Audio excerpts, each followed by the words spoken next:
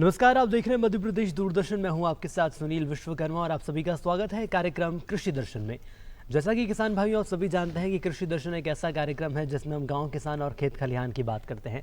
इसके अलावा हमारी कोशिश रहती है कि जो सरकार की तमाम योजनाएं चल रही हैं वो तमाम योजनाएं सरकार के द्वारा आपको बताई जाए, जिसके ज़रिए साफ तौर पर ये माना जा सकता है कि किसानों के आर्थिक उन्नति के द्वार खुल जाएंगे। तो इसी कार्यक्रम को आगे बढ़ाएंगे और आज हम बात करेंगे, एक खास विषय की बात करने वाले हैं, कपास की वैज्ञानिक खेती। इस विषय पर हम बात करेंगे और इस विषय पर बात करने के लिए हमारे साथ स्टूडियो में दो बेहद खास मेहमान मौजूद हैं। मैं सबसे पहले आपका परिचय उनसे करा देता हूं। पूर्व कृषि विशेषज्ञ के तौर पर हमारे साथ सतीश परसाई जी जुड़े हुए हैं। सर, बहुत स्वागत है आपका कार्यक्रम कृषि दर्शन में। नमस्कार किसान भाइयों। और बिल्कुल, और इसी के साथ प्रगतिशील किसान की हम बात करें तो कैलाश हरि पटेल जी भी हमारे साथ जुड़े हुए हैं ग्राम नहालदा से। बहुत स्वागत है पटेल साहब आपका। नमस्कार साहब।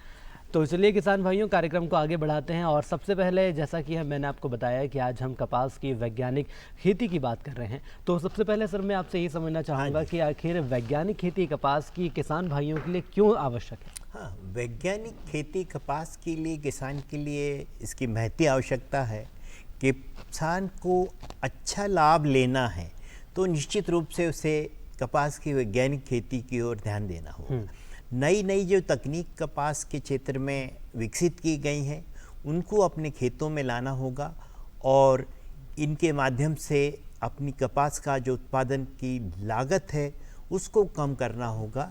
तभी किसान को अपेक्षित लाभ, अपेक्षित मुनाफा मिल पाएगा और ये जो वैज्ञानिक पद्धति उसका सही सदुपयोग भी कहलाएगा। बिल्कुल, आपने बहुत ठीक यहाँ पर बात बोली है कि यदि किसान भाई लागत कम करेंगे तो जाहिर तौर पर ये माना जा सकता है कि जो खेती किसानी में मुनाफा है वो कुछ किसान भाइयों का ज़रूर आगे बढ़ेगा।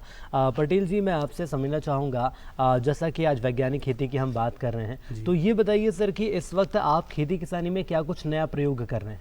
नया प्रयोग ये कर रहे हैं, कपास की खेती का इस साल अल नीनो के प्रभाव के कारण कपास का तरफ रुझान सभी किसानों का बढ़ा है और कपास की खेती में बहुत कम पानी लगता है और कम लागत भी लगती है इस कारण, और कपास की उत्पादन इस साल ज़्यादा होने की संभावना है क्योंकि कपास को पानी कम लगता है जी। इस कारण कपास की तरफ सभी लोगों इस साल कपास का रकबा बढ़ा है। बिल्कुल सर, मैं आपसे ये समझना चाहूँगा, जलवायु की हम बात कर लें और मिट्टी की बात कर लें, तो ये बताइए हमारे किसान भाइयों को, खासतौर पर ऐसे युवा और नए किसान हैं जो कि खेती किसानी के क्षेत्र में लगातार कोशिश कर रहे हैं आगे बढ़ने की, कपास की वैज्ञानिक खेती के लिए जलवायु सबसे बेहतर कौन सी होती है? जलवायु यदि हम देखें तो समशीतोष्ण जलवायु जो है इसके लिए उपयुक्त होती है और जहाँ तक वर्षा का प्रश्न है, 800 से लेके 1200 मिलीमीटर तक की जो वार्षिक औसत जिन क्षेत्रों में हैं वहाँ कपास की खेती अच्छी तरह से की जा सकती है। और जहाँ तक मिट्टी का प्रश्न है, मध्यम से लेकर के भारी भूमि या काली मिट्टी, अधिकतर जो कपास का क्षेत्र है वो निमाड़ में है और निमाड़ में जो है बहुलता काली मिट्टी की है, तो उन सभी क्षेत्रों में कपास को सफलतापूर्वक किसान लगा सकते हैं। बिल्कुल, और उसके साथ मैं पटेल साहब आपसे ये समझना चाहूँगा, जिस तरह से नए किसानों की हम बात कर लें तो नए किसान जो हैं वो वैज्ञानिक खेती में आगे बढ़ने की कोशिश कर रहे हैं। अब प्रयोगों की बात कर ली जाए तो कौन से ऐसे प्रयोग हैं जो कि धरातल पर आप देखते हैं नए किसानों के द्वारा, और आप जैसे अनुभवी किसान जो इस वक्त कपास की खेती में कर रहे हैं? कपास की खेती में बहुत प्रगति हुई है और साल जो नए नए बीज आए हैं बीटी काटन के, BT1 BT2, तो इनसे उत्पादन बहुत बढ़ने की उम्मीद है, बहुत ज़्यादा। और आजकल पूरा सिस्टम जो कृषि विभाग का है पूरी मदद इसमें कर रहा था कि मिट्टी की जांच से लेकर के सब पूरी कृषि के कपास की खेती के लिए सब चीज़ें मौजूद है बाज़ार में, सब उसका बहुत फ़ायदा मिलकर कपास का उत्पादन इस साल बढ़ने के सभी लोग इसमें कोशिश करें कपास का उत्पादन बढ़े। मैं सर आपसे परसाई जी ये समझना चाहूँगा, इसके पहले हमने जलवायु की बात कर ली, मिट्टी की बात कर ली, लेकिन उन्नत किस्मों की हम बात करें तो उन्नत किस्में कपास के आखिर जहाँ तक कि अपने क्षेत्र में जो अच्छी किस्में चल रही हैं, अच्छा उत्पादन जो दे रही हैं, पिछले वर्षों का किसानों का अनुभव है, वो अनुभव को ध्यान में रख कर के अपने खेत में ये किस्मों का चयन करें। जहाँ तक अब नई परिस्थितियाँ, चूँकि गुलाबी इल्ली जैसी समस्या कपास में पुनः दिखाई देने लगी है, तो इस समस्या के परिप्रेक्ष्य में आज हम ये भी किसान भाइयों से कहना चाहते हैं कि वे अल्प अवधि या मध्यम अवधि में पकने वाली कपास को प्राथमिकता दें। देरी से परिपक्वता जिन खेतों में या जिन जातियों की होती है उनमें गुलाबी इल्ली के आने की संभावना अधिक होती है, अधिक हानि की संभावना होती जी। है। इसलिए प्राथमिकता हम अल्प या मध्यम अवधि में पकने वाली जातियों को दें। सर, जैसा आपने बताया कि गुलाबी इल्लियों का प्रकोप देखने को मिलता है हाँ। आमतौर पर, तो जब ये गुलाबी इल्लियाँ आती हैं या फसलों में कोई बीमारी लगती है तो क्या पहले किसान भाई संकेत भी देख सकते हैं? हो सकता है संकेत पहले देख सकते हैं तो उसका उपचार भी सही समय पर कर लें। बहुत गुलाबी इल्ली के लिए हम आज, चूँकि आज हम जब ये आपका कार्यक्रम किसान भाई देख रहे हैं, उस समय लगभग 1.5 से 2 माह की अवधि का कपास किसानों के खेत में हो चुका है और हम लगभग 1.5 माह की अवधि से ही किसान से ये अपेक्षा रखते हैं कि वो गुलाबी इल्ली के लिए सतर्कता बरते और उस सतर्कता के संदर्भ में हम उसको सुझाते हैं कि प्रति एकड़ के मान से 2 फेरोमोन प्रपंच अपने खेतों में लगाए। और ये फेरोमोन प्रपंच वास्तव में कुछ नहीं है, एक छोटा सा रबर का कैप्सूल हम लगाते हैं एक पिंजरे में, एक पॉलीथीन का पिंजरा रहता है, उस पिंजरे में ये रबर का कैप्सूल लगा देते हैं जिसमें मादा पंखी की गंध जो है डाली जाती है कृत्रिम तौर पर, और ये गंध वही गंध होती है जो प्राकृतिक रूप से मादा अपने नर पंखी को आकर्षित करने के लिए प्रकृति में छोड़ती है। लेकिन संकेत इसमें इस प्रकार का छिपा है कि 3 रात तक हम, जैसे मान लीजिए 5 एकड़ कपास का रकबा है किसान का, 10 फेरोमोन प्रपंच उसको लगाना है। अब 10 फेरोमोन प्रपंच में वो गिनती करेगा, जैसे ही पंखी आना शुरू हुई, आज 1.5 महीने की अवधि या 2 महीने की अवधि है, हम लगा देते हैं। शुरू में तो ये पंखियाँ आएंगी ही नहीं क्योंकि प्रकृति में कीड़ा सक्रिय नहीं हुआ, लेकिन जैसे ही इसकी सक्रियता दिखाई देगी पंखियाँ आना शुरू होगी, 1-2 आएंगी शुरू में, ज़्यादा संख्या में नहीं आएंगी। तो ये संख्या धीरे धीरे बढ़ेगी, उत्तरोत्तर बढ़ेगी, और जब 8 पंखी, नर पंखी प्रति प्रपंच आपका 3 लगातार रातों तक, ये एक महत्वपूर्ण बिंदु है, 3 लगातार रातों तक। और यहाँ एक चीज़ और मैं कहना चाहूँगा, किसान में कई बार भ्रांति होती है कि किसी प्रपंच में 5 ही पंखी आई तो किसान के मन में आता है कि साहब इसमें तो 8 नहीं आई। तो वो दुविधा भी किसान की मैं दूर किए देता हूँ। कहीं 15 आ रही हैं, कहीं 12 आ रही हैं। जो 10 प्रपंच लगाए हैं उसमें औसत आंकड़ा 8 का, यानी 80 पंखी, जो कुल योग जो है 80 पंखी का आना चाहिए लगातार 3 रात तक। तो ये मिलता है, तब भी हमें दवाओं की ओर भागने की ज़रूरत नहीं है। तब चौथे दिन हमारा कदम ये रहेगा कि 10 या 20 घेंटे उनका चुनाव करें खेत से और उनमें इल्ली की उपस्थिति देखें। यदि 10 में से 1 या 20 में से 2, या दूसरे शब्दों में कहें कि 10% कीट का प्रकोप खेत में दिखाई दे रहा है, तब हम कीटनाशकों की ओर, उपयोग की ओर अपना रुख करें। तो ये संकेत हो गया। और मैं तो ये कहता हूँ कि 1.5 महीने तक की अवधि, मेरे पास ऐसे किसान के उदाहरण हैं जिन्होंने लगभग 6 सप्ताह तक अपना कीटनाशक के उपयोग को इस केवल और केवल फेरोमोन प्रपंच के उपयोग की बदौलत टाला है जी। तो ये बहुत अच्छी तकनीक है। 50-60 रुपए का, 70 रुपए का खर्च होता है, बिल्कुल, और कम लागत में ये लगा करके यदि 6 सप्ताह तक हम कीटनाशक का उपयोग उससे बच सकें तो बहुत बेहतर होगा हमारे किसान के लिए। चलिए, बिल्कुल सर, आपने जिस तरह से इस महत्वपूर्ण विषय को जितने सरल और सांख्यिकी तरीके से बताया है, तो उम्मीद कर रहे हैं कि ये तमाम जानकारी किसान भाइयों तक पहुंची होगी। इसके बाद भी जानेंगे कि आखिर क्या कुछ सावधानियां हमारे किसान भाइयों को रखनी चाहिए। लेकिन फिलहाल यहाँ पर समय हो गया एक छोटे से ब्रेक का। ब्रेक के बाद जल्द लौटेंगे और हमारे किसान भाई से जानेंगे कि आखिर वो जब बीमारियाँ उनकी फसलों में पड़ती हैं उस दौरान उनके द्वारा क्या कुछ प्रयोग किए जाते हैं। लेकिन यहाँ रुकेंगे अभी छोटे से ब्रेक के लिए। अरे सुन तो। मुझे क्या सुनाना चाहते हो? जो सुनाओ मेरी सौतन को। किसको? अरे वही तुम्हारा मोबाइल फोन जिससे सुबह शाम दिन रात चिपके रहते थे और कहते थे किसान कॉल सेंटर से बातें हो रही हैं।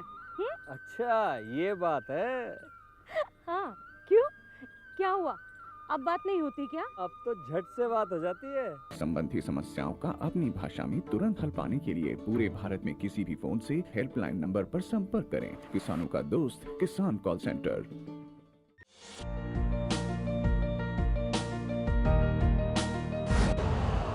यूरिया का स्वदेशी उत्पादन 70 लाख टन बढ़ाने के लिए 6 उर्वरक संयंत्रों का उद्धार किया जा रहा है। FCIL के गोरखपुर, सिंदरी, तलचर और रामागुंडम संयंत्र, HFCL की बरौनी इकाई और BVFCL की नामरू फोर्थ। सोने पर सुहागा ये है कि देश में अब बनेगा सिर्फ नीम लेपित यूरिया, क्योंकि इससे होगा किसानों का फायदा ही फायदा। अनाज का उत्पादन 10% तक बढ़ेगा। बढ़ेगी 10 से 15% नाइट्रोजन क्षमता।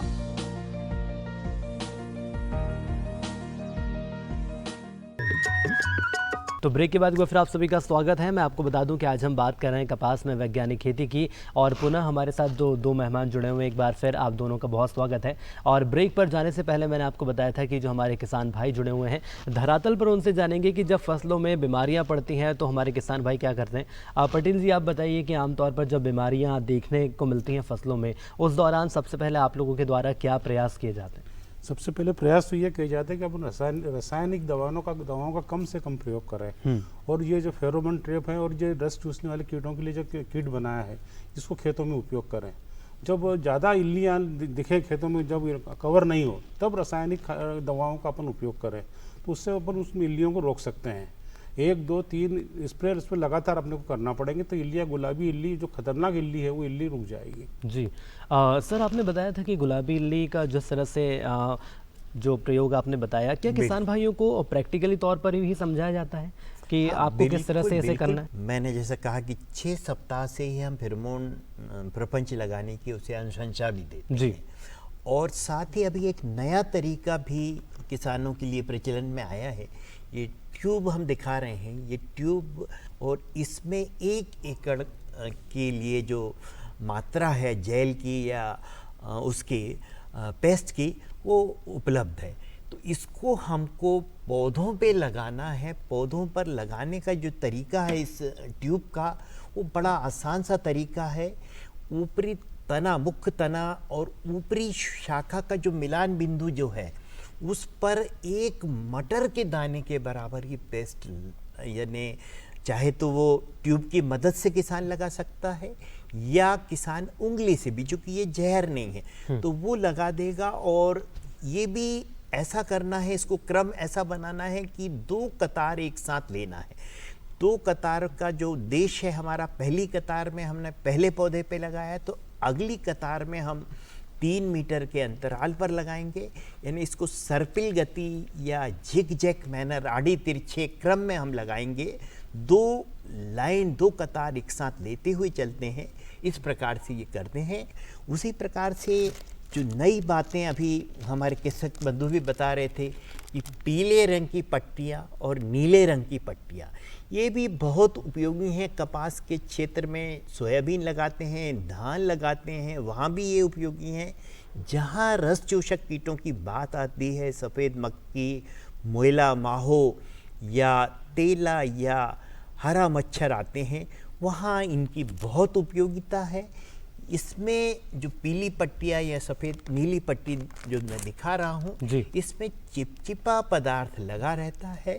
इस चिपचिपे पदार्थ पर वो जो छोटे कीट हैं आपके रस चूसने वाले, जब उड़ते हैं तो इसमें चिपक जाते हैं। और जैसे ही ये धीरे धीरे क्रमशः ये पट्टी बढ़ जाती है, एक स्थिति ये आती है किसान के सामने कि पूरी की पूरी पट्टी जो है वो कीटों से भर चुकी है। तो वो स्थिति ये संकेत देती है कि अब हम ये पीली पट्टी या नीली पट्टी को बदल करके और नई पट्टी यहाँ पर ला करके लगा दें। तो ये भी एक बड़ा दवा के बिना का तरीका है जो रस चूसने वाले कीड़ों के लिए किसान भाई आसानी से उपयोग कर सकते हैं। बहुत अल्प लागत में ये इसकी उपयोग। सर, वैज्ञानिक खेती की हम बात करें तो ये भी बताइए सर, बीजोपचार को लेकर क्या वैज्ञानिक तरीके से भी कोई बुआई का कोई तरीका है? बीज उपचार बहुत महत्वपूर्ण होता है, लेकिन क्योंकि कपास का मैं कह चुका हूँ कि कपास, ये देखिए कपास का ये बीज मैं दिखा रहा हूँ, वैसे किसान भाई परिचित हैं जहाँ कपास लगाते हैं, तो बीज जो है आज के परिप्रेक्ष्य में यदि हम बात करते हैं तो चूँकि बीटी चलन में है, पूरे देश में इसकी उपयोगिता किसानों ने समझी है और इसे उपयोग कर रहे हैं। अधिकतर किसान 95% लगभग रकबा जो है वो बीटी कपास का है। तो फफूंदनाशक से इसका उपचार है, कीटनाशक से उपचार है, रस चूसने वाले कीड़े ना आए, बीमारियां नहीं आए 60 दिन या 75 दिन की अवधि तक, तो इसमें रोक की व्यवस्था है। इतने लंबे समय तक ये बीजोपचार कारगर रहता है कपास के परिप्रेक्ष्य में। तो किसान को अलग से करने की मैं समझता हूँ बीटी होने के कारण ये आवश्यकता नहीं है, ज़रूरत नहीं है। बिल्कुल। इसके अलावा सर खाद और उर्वरक की भी बात आपसे करना चाहेंगे। किसान भाइयों को सर ये समझाइए कि क्या इसकी सही मात्रा फसलों में देना ज़रूरी होता है? बहुत ज़रूरी है कपास में पोषक तत्वों के प्रबंधन की। कपास चूँकि लंबी अवधि की फसल है और इसमें समय समय पर एक साथ हम पोषक तत्वों की आपूर्ति नहीं करते हैं। लगातार 4 महीने तक नियमित रूप से हमको पोषक तत्वों की आपूर्ति करने की आवश्यकता होती है। जहाँ तक अनुशंसित मात्रा का प्रश्न है, हम 150 किलोग्राम नत्रजन प्रति हेक्टेयर के मान से 75 किलोग्राम स्फुर और 40 किलोग्राम पोटाश प्रति हेक्टेयर के मान से देने की अनुशंसा कपास में करते हैं। जहाँ तक इसमें पहली मात्रा जो आधार खाद के रूप में बुआई के समय में दी जाती है वो होती है 15% केवल नत्रजन लेते हैं शुरू में, और 50% स्फुर और पोटाश का ये बोनी के समय में हम दे देते हैं। बीज के नीचे आधार खाद के रूप में ये खाद दिया जाता है। इसके बाद जैसे ही कपास 30 दिन का या 1 माह का होता है, हम 25% नत्रजन, अब केवल नत्रजन की आपूर्ति करते हैं हम। तो पहली जो आधार खाद की मात्रा जरूर हम बीज के नीचे देते हैं, लेकिन बाद की जो मात्रा में एक महत्वपूर्ण परिवर्तन किसान भाइयों से मैं अपेक्षा करता हूँ वो कालम पद्धति से दें। कालम पद्धति एक छोटा सा तरीका है जो गौड़ या जिस पौधे में खाद डाल रहा है उस पौधे के पास 9 इंच का करीब गड्ढा करे सब्बल की सहायता से, और उसमें वो खाद देगा तो वो खाद जो है 100% जो है पौधे को मिलने की संभावना वो रहेगी। तो ये तरीका किसान भाई करेंगे तो कपास में जो है पोषक तत्वों का सही उपयोग होगा। बिल्कुल। तो कुल मिलाकर ये कहा जा सकता है किसान भाइयों, जिस तरह से यहाँ पर कृषि विशेषज्ञ और हमारे किसान भाई मौजूद रहे और वैज्ञानिक तरीके बताए गए हैं कि आखिर किस तरीके से वैज्ञानिक तरीके अगर आप अपनाते हैं तो आप अपना आर्थिक लाभ बढ़ा सकते हैं। चूँकि सर ये इतना वृहद विषय है कि जितनी इस पर बातचीत करें उतना ही कम होता है, लेकिन समय की हमारे पास कमी है और आप दोनों ने समय दिया और इस कीमती समय के साथ साथ आपने इस विषय पर जो बातचीत करी है, जो समय साझा किया, इसके लिए आप दोनों का बहुत बहुत धन्यवाद। और किसान भाइयों, अब समय हो चला है आगे बढ़ने का और खेती से जुड़ी खबरें देखने का, यानी कि खबरें खेती देखने का। नमस्कार किसान भाइयों, खबरें खेती की में आप सभी का स्वागत है। आइए पहले नजर डालते हैं मुख्य समाचारों पर। प्रदेश में वार्षिक एकल ऋण सीमा लागू होगी। भारत में जल्द शुरू होगा ग्रीन यूरिया उत्पादन। मध्य प्रदेश में 150 लाख हेक्टेयर में होगी खरीफ बुआई। बरसात में लगाए भिंडी और कामलिया कीट का नियंत्रण। अब खबरें विस्तार से। मध्य प्रदेश के मुख्यमंत्री डॉक्टर मोहन यादव की अध्यक्षता में हुई मंत्रिपरिषद की बैठक में वर्ष 2026-27 के लिए किसानों को 0% ब्याज दर पर अल्पावधि फसल ऋण उपलब्ध कराने की योजना के अंतर्गत किसानों के हित में कई महत्वपूर्ण शर्तों को स्वीकृति दी गई। मंत्रिपरिषद ने खरीफ और रबी सीजन के लिए अलग अलग देय तिथि रखने के स्थान पर अब वार्षिक एकल ऋण सीमा लागू करने का निर्णय लिया है। इस सीमा के अंतर्गत नगद एवं वस्तु ऋण की उप सीमाएं निर्धारित की जाएगी। नई व्यवस्था के अनुसार किसानों को स्वीकृत वार्षिक ऋण सीमा से पहले आहरण की तारीख से 12 माह के भीतर ऋण चुकाना अनिवार्य होगा। योजना के तहत अल्पावधि फसल ऋण लेने वाले किसानों को राज्य सरकार द्वारा 1.25% सामान्य ब्याज अनुदान दिया जाएगा। वहीं जो किसान निर्धारित ड्यू डेट तक ऋण की अदायगी करेंगे उन्हें अतिरिक्त 4% प्रोत्साहन स्वरूप ब्याज अनुदान भी प्रदान किया जाएगा। खेती को अधिक टिकाऊ और पर्यावरण के अनुकूल बनाने की दिशा में केंद्र सरकार ने बड़ा कदम उठाया है। सरकार अब देश में ग्रीन यूरिया के उत्पादन को बढ़ावा देने की तैयारी कर रही है। उर्वरक मंत्रालय का कहना है कि इससे क्षेत्र में निवेशकों और कंपनियों की बढ़ती रुचि से साफ है कि आने वाले समय में भारत में ग्रीन यूरिया का घरेलू उत्पादन शुरू हो सकता है। ग्रीन यूरिया परियोजना के तहत आंध्र प्रदेश के पुडी मादाका में प्रतिदिन 150 टन क्षमता वाला देश का पहला पायलट ग्रीन यूरिया प्लांट स्थापित किया जाएगा। इस परियोजना को एनटीपीसी की अनुसंधान एवं विकास इकाई नेत्रा विकसित करेगी। ये plant carbon capture and utilization तकनीक और पानी से हाइड्रोजन उत्पादन तकनीक का उपयोग करेगा। ग्रीन यूरिया उत्पादन से पहले सरकार ग्रीन अमोनिया की उपयोगिता पर भी काम कर रही है। भारतीय कृषि अनुसंधान परिषद पिछले रबी सीजन से धान, तिलहन और गन्ना जैसी प्रमुख फसलों पर ग्रीन अमोनिया के परीक्षण कर रही है। इन परीक्षणों का उद्देश्य ये पता लगाना है कि ग्रीन अमोनिया पारंपरिक उर्वरकों की तरह प्रभावी है या नहीं और किसानों को इसका कितना लाभ मिल सकता है। हाल ही में उर्वरक विभाग ने ग्रीन यूरिया उत्पादन को लेकर एक उच्च स्तरीय बैठक आयोजित की, जिसमें एनटीपीसी, SECL, प्रमुख उर्वरक निर्माता कंपनियां, तकनीकी संस्थान और इलेक्ट्रोलाइजर निर्माता शामिल हुए। बैठक में ग्रीन यूरिया उत्पादन की तकनीक, निवेश और उत्पादन क्षमता बढ़ाने पर चर्चा हुई है। मध्य प्रदेश में खरीफ बुवाई प्रारंभ हो गई है। किसान अपनी तैयारी के साथ खेती किसानी में जुट गए हैं। कृषि उत्पादन आयुक्त की अध्यक्षता में होने वाली संभागीय बैठकें समाप्त हो गई है। इधर मानसून प्रदेश में प्रवेश कर गया है। इस वर्ष सामान्य से कम वर्षा होने की भविष्यवाणी मौसम विभाग ने की है। कृषि विभाग ने इस वर्ष 150,44,000 हेक्टेयर में खरीफ फसलें लेने का लक्ष्य रखा है, जबकि गत वर्ष 145 लाख हेक्टेयर में खरीफ फसलें ली गई थी और लक्ष्य 149 लाख हेक्टेयर का रखा गया था। इस प्रकार गत वर्ष की तुलना में लगभग 1 लाख हेक्टेयर रकबा बढ़ाया गया है। जानकारी के मुताबिक प्रदेश में खरीफ का सामान्य क्षेत्र 138.52 लाख हेक्टेयर है।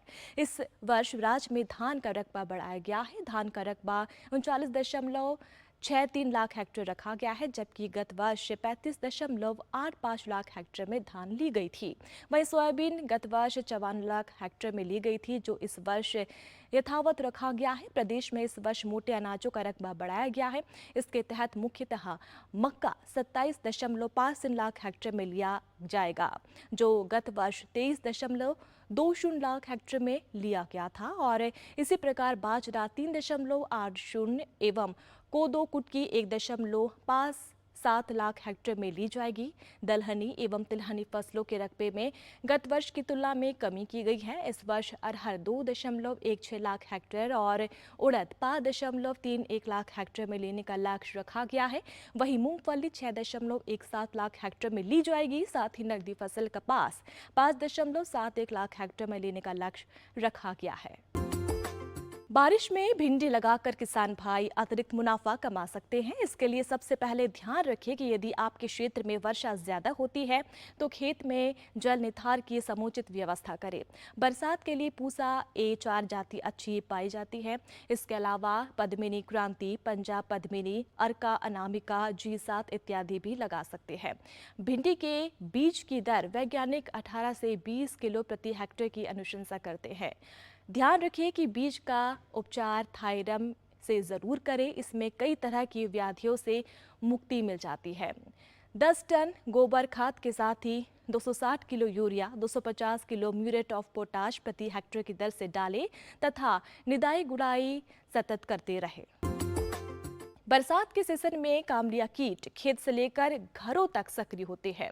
इसके नियंत्रण के लिए खेत की मेड़ों पर लगे खंकर, दूधी इत्यादि के पौधों का निरीक्षण करते रहे और खेत के किनारों पर जगह जगह घास फूस और कचरे का ढेर शाम को इकट्ठा करके सुबह उसमें जमा कीटों को इकट्ठा करके नष्ट करें। मुख्य फसल के चारों ओर सनई लगाकर उसमें कीट प्रकोप देखकर फॉलीडाल 2% चूर्ण का भुरकाव करें। साथ ही मुख्य फसल पर एकलॉग से 1.5% चूर्ण का 2.5 किलो प्रति हेक्टेयर की दर से भुरकाव करें।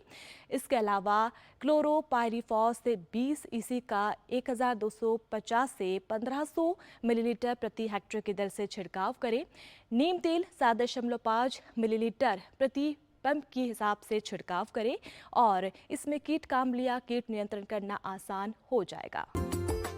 तो किसान भाइयों, आज की खबरें खेती में फिलहाल इतना ही। दीजिए अनुमति, नमस्कार। तो किसान भाइयों, आज हमने बात करी कपास में वैज्ञानिक खेती की। इसमें हमने जाना कि खरपतवार नियंत्रण कैसे किया जा सकता है, जल प्रबंधन कैसे किया जा सकता है। इसके अलावा हमने ये भी जाना कि अगर किसान भाई धरातल पर खेती कर रहे हैं या धरातल पर अपनी कोशिशें लगातार जारी रख रहे हैं आर्थिक उन्नति की, तो रसायनों के उपयोग पर कम निर्भर रहना होगा। और यही कुछ बातें आज हमें हमारे विशेषज्ञों ने बताई हैं। तो कुल मिलाकर माना जा सकता है कि यदि आप कपास की वैज्ञानिक खेती करते हैं तो जाहिर तौर पर आने वाले वक्त में विकास के नए द्वार आपके लिए खुलेंगे और आप आर्थिक उन्नति के द्वार पर आगे पहुंचेंगे। तो इसी के साथ किसान भाइयों, कृषि दर्शन के आज के अंक में इतना ही। हमारी पूरी टीम को दीजिए इजाज़त। नमस्कार।